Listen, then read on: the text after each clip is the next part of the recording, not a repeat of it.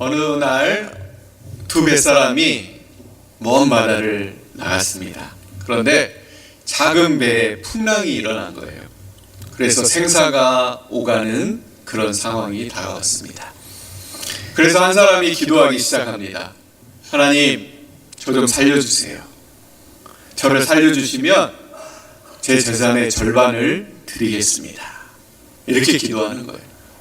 그런데 아무 일도 일어나지 않는 거예요. 여전히 풍랑은 거세지고 죽을 위기에 처하게 됩니다. 그러자 이 사람이 다시 한번 기도합니다. 하나님, 저 좀 살려주세요. 저를 살려주시면 제 재산의 3분의 1을 드리겠습니다. 그런데 그 기도가 마치자마자 저 멀리서 배 한 척이 다가옵니다. 그러자 옆에 있는 친구가 외칩니다. 이복에 배가 들어오네. 거래를 중단하게. 이렇게 얘기를 하는 거예요. 그러자 이 기도했던 사람이 이렇게 말합니다. 하나님, 아까 약속했던 거 없던 걸로 해주세요. 농담이었습니다. 라고 이렇게 얘기했다는 거예요. 여러분, 우리는 웃으면서 듣지만 솔직히 이게 우리의 모습이 아닌가 생각이 봅니다. 여러분, 우리는 기도할 때 무엇을 구합니까? 하나님, 일이 잘 되게 해주세요. 하나님, 사업이 잘 되게 해주세요. 하나님, 건강 주세요. 우리의 자녀들이 잘 되게 해주세요. 여러분, 물론 나쁜 기도는 아닙니다. 그러나 가만히 생각해 보면 이 기도는 뭐예요? 하나님을 믿지 않은 사람들의 소원과 별반 다르지 않을 때가 많다는 거예요. 여러분, 여러분에게 분명히 묻고 싶습니다. 여러분이 정말 원하는 것이 하나님입니까? 아니면 하나님이 주시는 것입니까? 여러분은 어떤 걸 원하십니까? 하나님입니까? 하나님이 주시는 것입니까? 혹시 하나님께서 이렇게 물어보신다면 여러분은 어떻게 대답하시겠습니까? 내가 너와 함께 있어 주겠다. 그런데 돈은 많이 못 벌 수 있어. 하나님이 이렇게 말씀하신다면 여러분은 어떻게 대답하실 것입니까? 그래도 괜찮습니다, 주님. 저는 주님만으로 충분합니다. 여러분, 이런 고백 하실 수 있겠습니까? 우리는 하나님을 믿는다고 말하면서 하나님보다 하나님이 주시는 복을 더 원할 때가 많다는 거예요. 여러분, 이런 말이 있더라고요. 축복은 목표가 아니라 보너스다. 축복은 목표가 아니라 뭐라고요? 보너스라는 거예요. 여러분, 보너스가 뭐예요? 보너스는 월급 위에 얹어주는 거예요.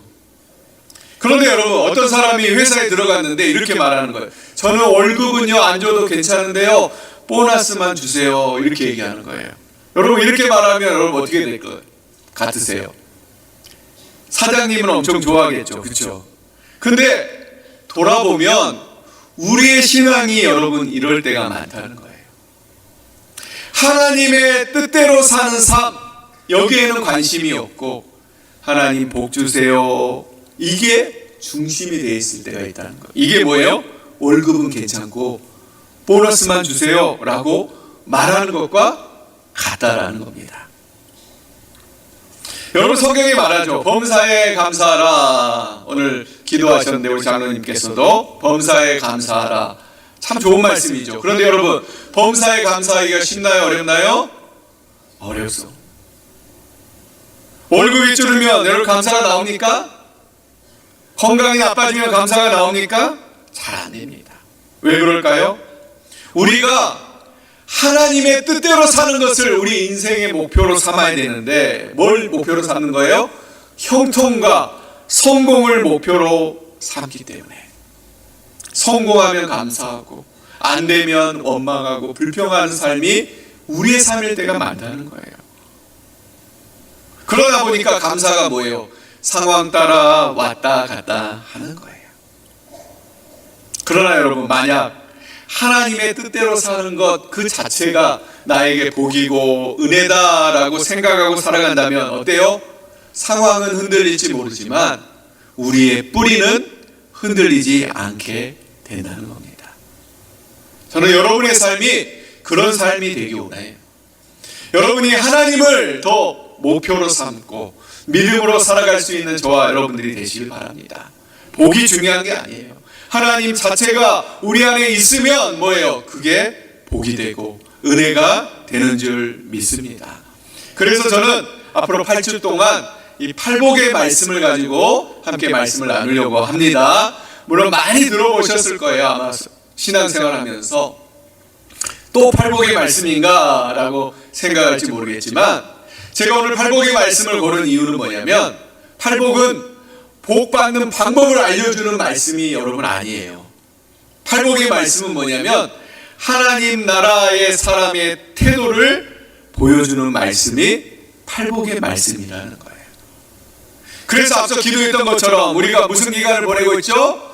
사순절 기간을 보내고 있는데, 이 기간 동안 우리가 어떤 태도로 살아야 될까를 점검하기에 가장 적절한 말씀이 이 팔복의 말씀이 아닌가라는 생각이 들어서 이 말씀으로 함께 은혜를 나누기 원합니다. 이 말씀으로 은혜를 나눌 때 우리 삶이 어떻게 변해야 되는지, 하나님 앞에 어떻게 서야 되는지 깨닫는 저와 여러분들이 되길 원합니다. 여러분, 팔복의 첫 번째 말씀이 뭔가요? 3절 말씀에 이렇게 말하죠. 심령이 가난한 자는 복이 있나니 천국이 그들의 것이며. 아멘. 여러분, 처음 들으면 어떤 느낌이 들어요? 가난한 게 복이라고? 여러분 어떻게 생각하십니까? 가난한 게 복 맞습니까? 제가 보니까 우리 성도님들이 제일 듣기 싫어하는 말 가운데 하나가 뭐냐면 가난이라는 말이에요. 세상에서도 보면 어때요? 부자 되세요 이런 얘기 많이 하잖아요. 근데 여러분 누구한테 가난해지세요 이런 말 하는 사람 보신 적 있으세요? 없잖아요. 그런데 오늘 예수님께서는 뭐라고 하세요? 가난한 게 복이다 라고 말씀하시면서 가난을 긍정적인 의미로 말씀하고 있습니다. 자, 그러면 여러분 예수님이 말하는 이 가난은 뭘까요? 단순히 물질적인 가난 이것을 얘기하는 걸까요? 아닙니다. 여기서 가난은 헬라어로 프토코스라고 하는데 완전히 의지할 것이 없는 상태를 말하는 겁니다. 우리 한번 따라해 봅시다. 완전히 의지할 것이 없는 상태.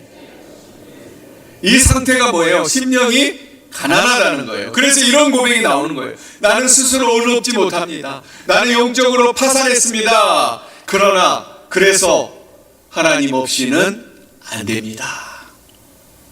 이렇게 인정하며 나아가는 사람이 뭐예요? 심령이 가난한 사람이라는 거예요.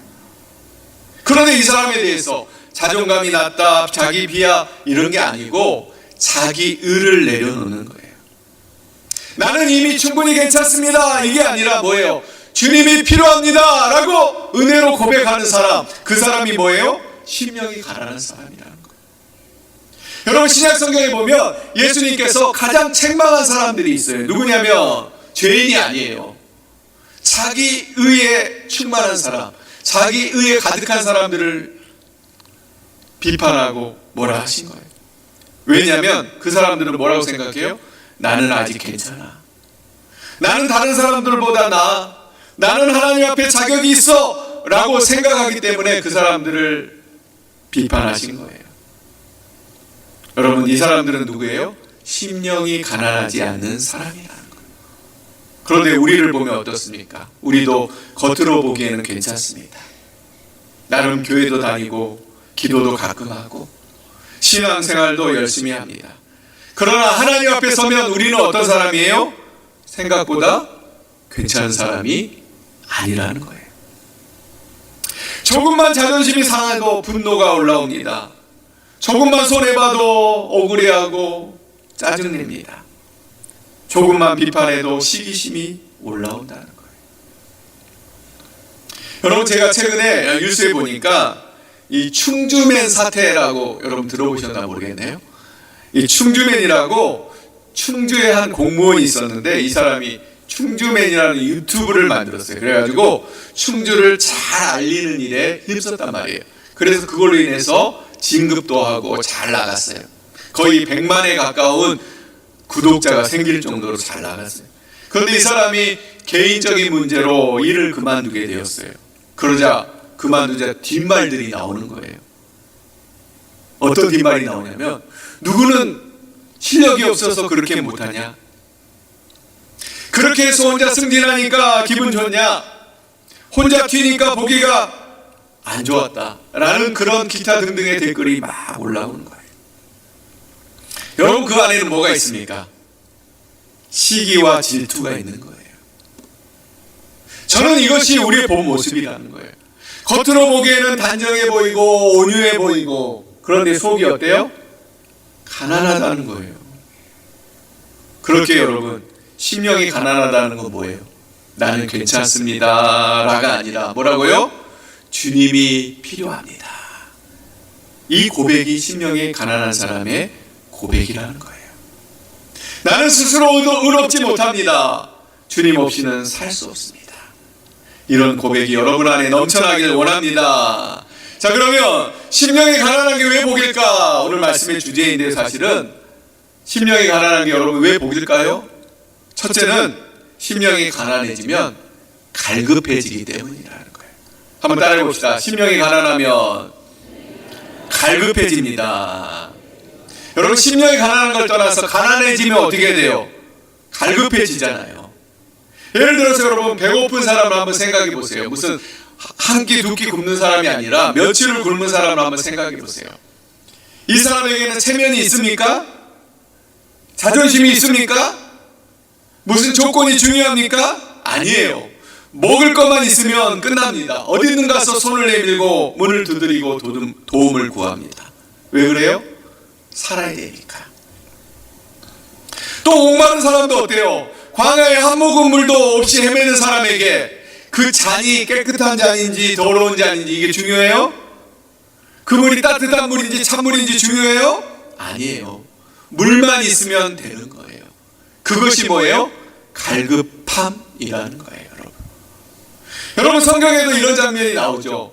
아브라함의 여종 하갈이라는 여종이 있었어요. 근데 이스마엘을 낳았어요. 근데 이 이스마엘이 어떻게 해요? 이삭을 괴롭히는 거예요. 그러니까 아브라함의 아내 사라가 화가 나가지고 이 모자를 광야로 쫓아내버리는 거예요.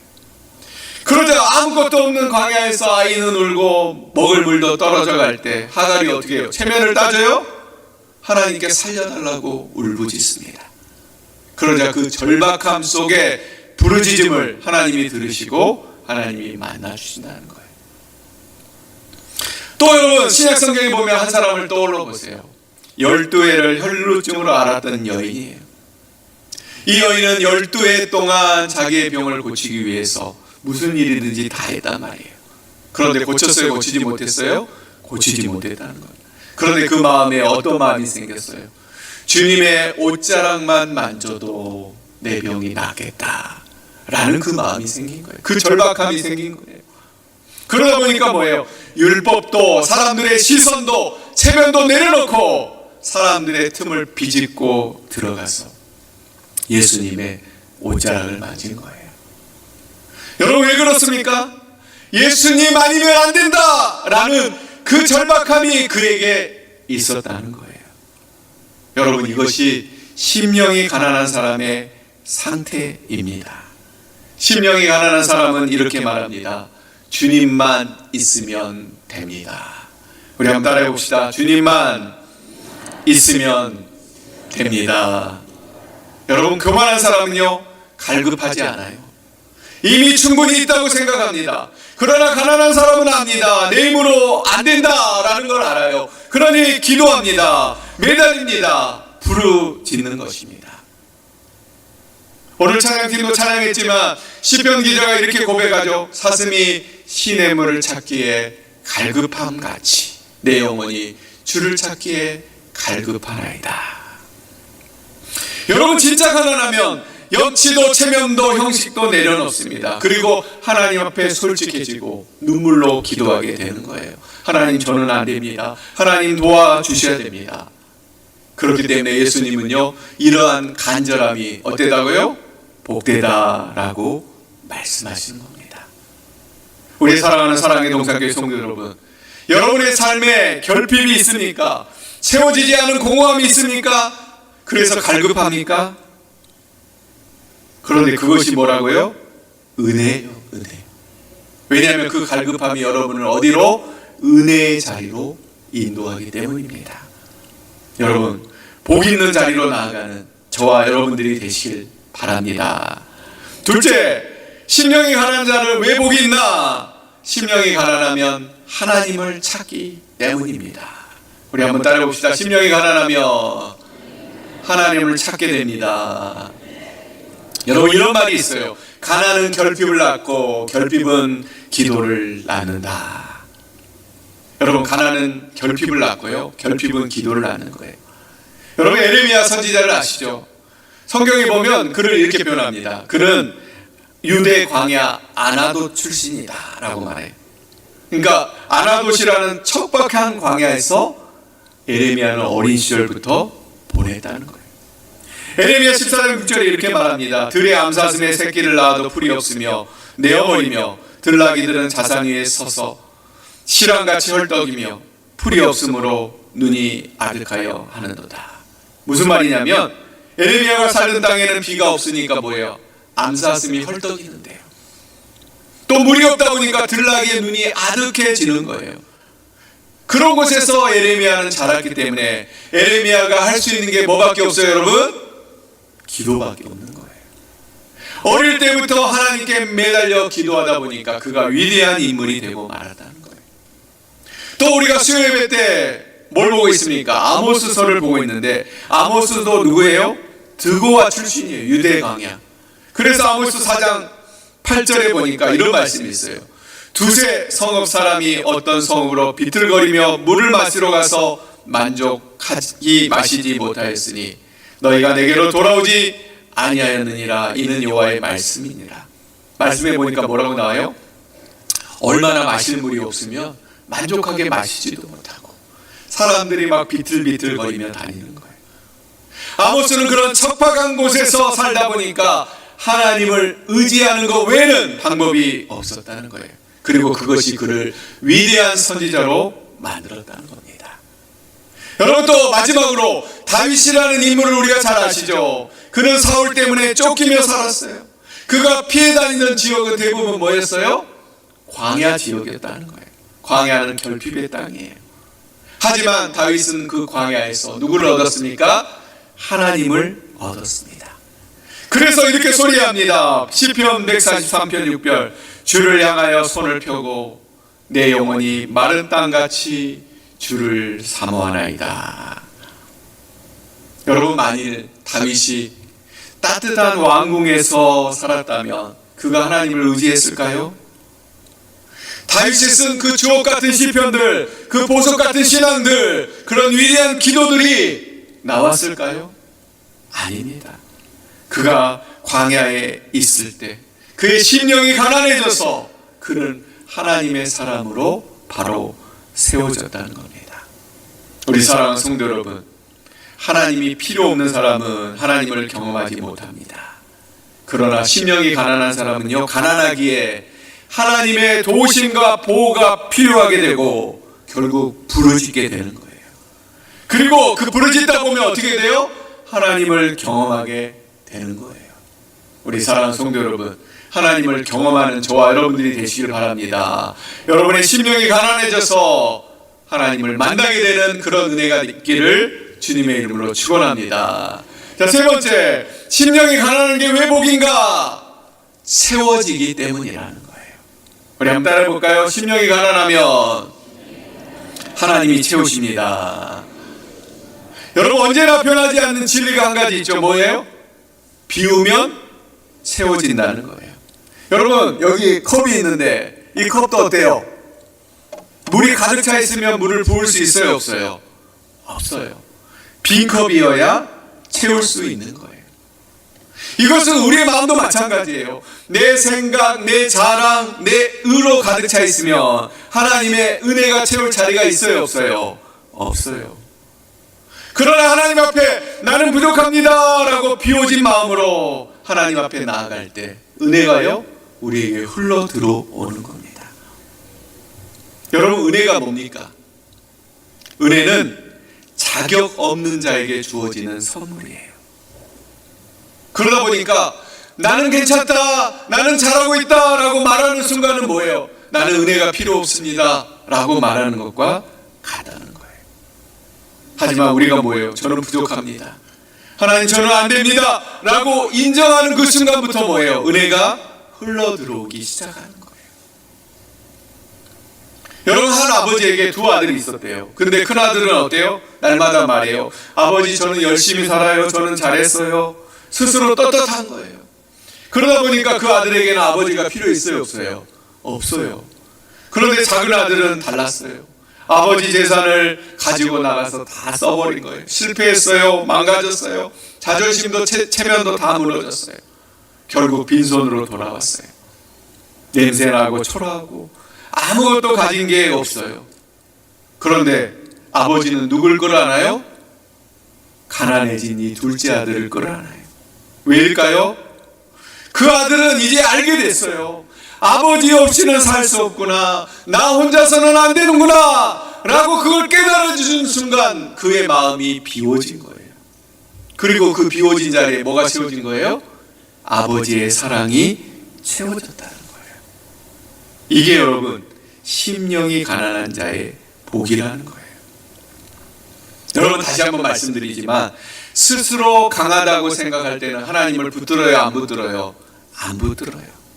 그러나 내가 무너질 때, 실패했을 때, 눈물이 났을 때 우리는 무릎 꿇게 되는 거예요.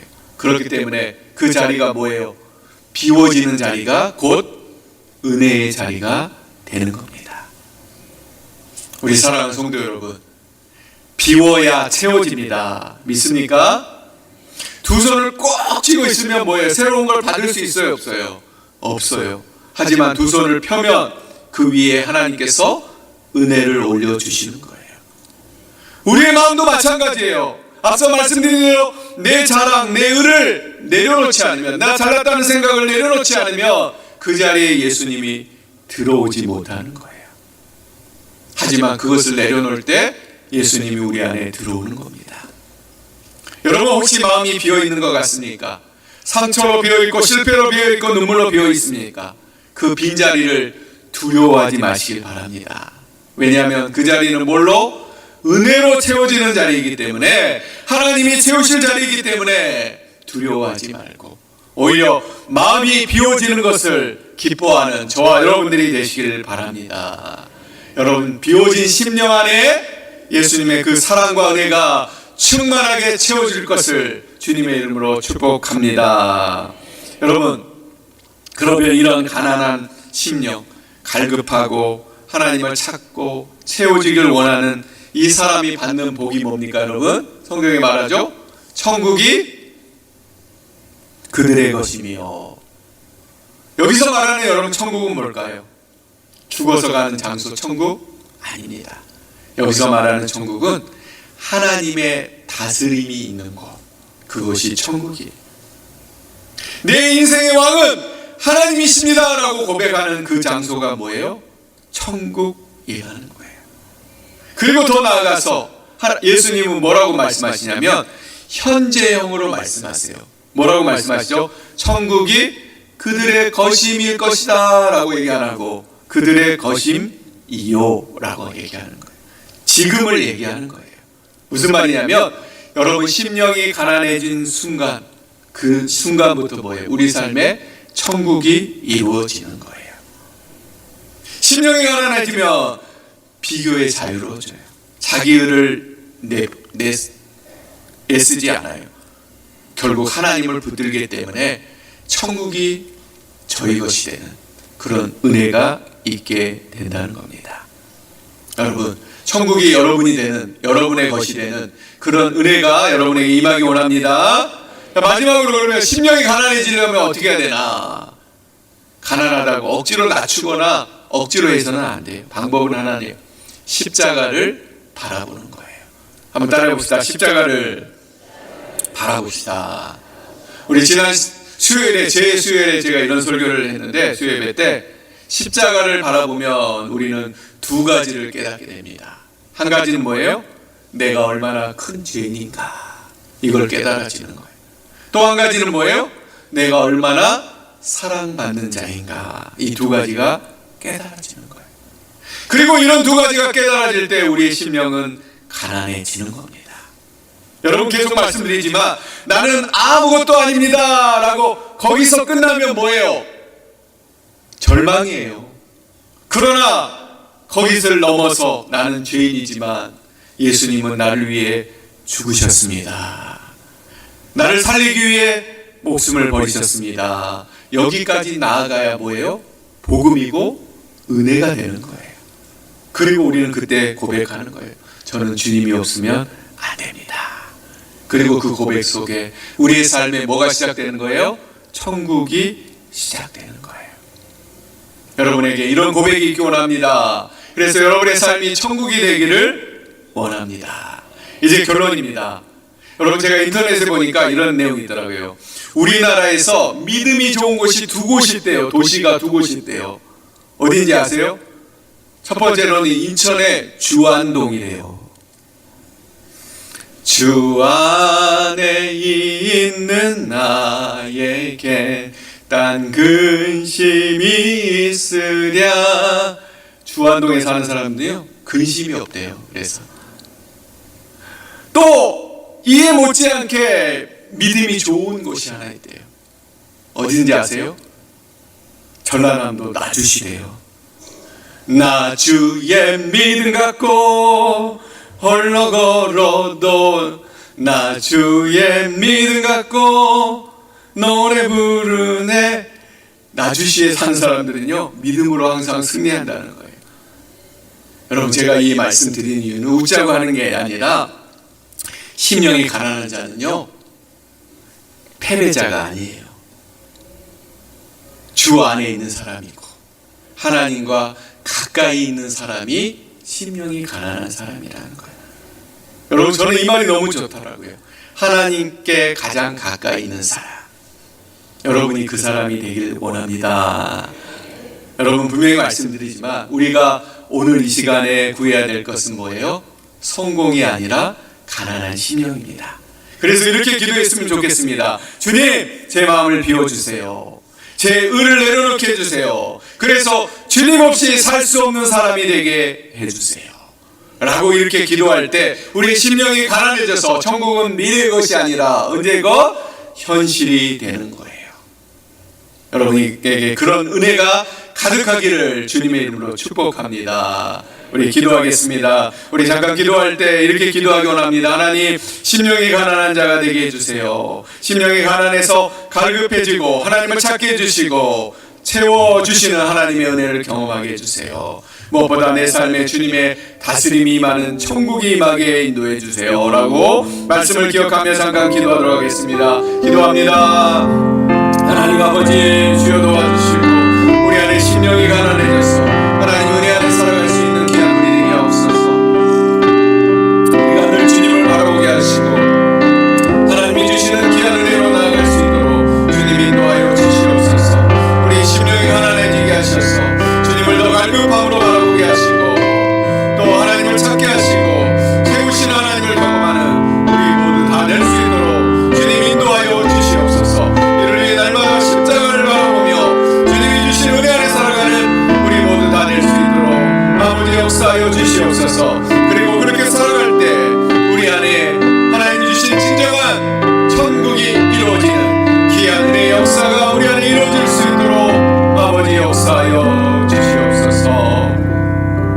사랑의 하나님 아버지, 십자가 앞에 우리가 다시 서게 하시고 그 십자가 앞에서 우리 연약함을 보게 하셔서 주님 없이는 안 됩니다 라는 고백하는 심령이 가난한 자가 되게 하여 주시옵소서.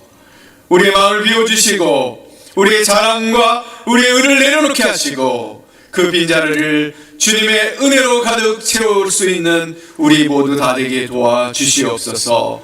그래서 천국이 먼 미래의 약속이 아니라 우리의 삶 가운데 시작되게 하여 주시고 주님의 다스림 속에 참 자유와 감사가 넘쳐나게 하여 주시옵소서. 우리 사랑의 동산교회 모든 성도들이 심령이 가난한 자가 되길 원하고 그를 통한 하나님 주시는 복을 누리길 원하오며 사랑이 많으신 예수님 이름으로 기도합니다. 아멘. 지금은 우리의 삶에 갈급함을 주시는 주 예수 그리스도의 은혜와 우리의 주인 되셔서 날마다 주님을 찾게 하시는 하나님 아버지의 극진하신 사랑과 날마다 동행하시며 비워진 마음으로 채워주시는 성령님의 내주 교통하심이 심령의 가난함을 통해 나는 주님 없이는 안 됩니다 라는 믿음의 고백으로 하나님을 붙드는 삶을 살기 원하는 사랑하는 사랑의 동산교회 공동체와 성도님들과 그들의 가정과 직장과 삶과 세계와 열방과 선교사님들을 위해 영원토록 함께 하시기를 간절히 축원하옵나이다. 아멘.